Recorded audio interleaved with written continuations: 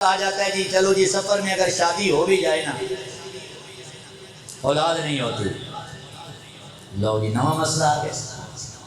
اچھا دوسری بات، اولاد ہو بھی جائے تو نیک نہیں ہوتی، تیسرا مسئلہ پھر کھڑا ہو گیا ہے۔ لیکن ہمارے لیے اللہ کا کرم ہے، مدینہ 1500 سال گزرنے کے بعد وحی کے نور سے آج بھی چمکتا دکھائی دیتا ہے۔ جب بھی مشکل آتی ہے پلٹ کے مدینے کی جانب دیکھتے ہیں تو اسلام کا نور نصیب ہو جایا کرتا ہے۔ ماہ سفر المظفر کے اندر رسول اللہ نے اپنی شہزادی سیدہ خاتون جنت ملکہ جنت کی شادی مولا علی سے کی ہے۔ اب سبحان اللہ جاگ کے کہہ دیں سبحان اللہ۔ مولا علی کا نکاح شادی سیدہ خاتون جنت کے ساتھ کون سے مہینے میں ہوئی ہے؟ سارے بولو ایک دفعہ، کون سے مہینے میں؟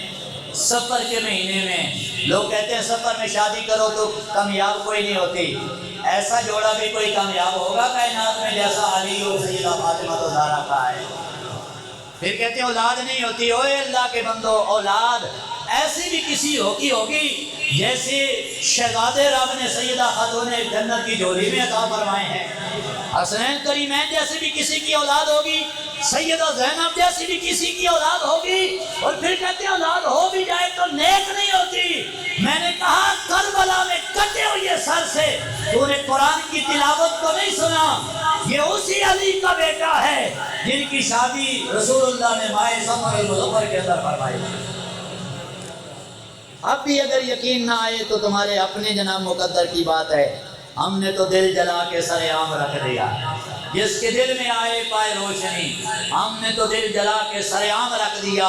نہ ایسی کائنات میں شادی ہوگی، نہ کائنات میں ایسی کسی کی اولاد ہوگی، نہ ان جیسا کوئی نیک ہوگا جیسی اولاد رب نے شیر خدا کو عطا فرمائی ہے۔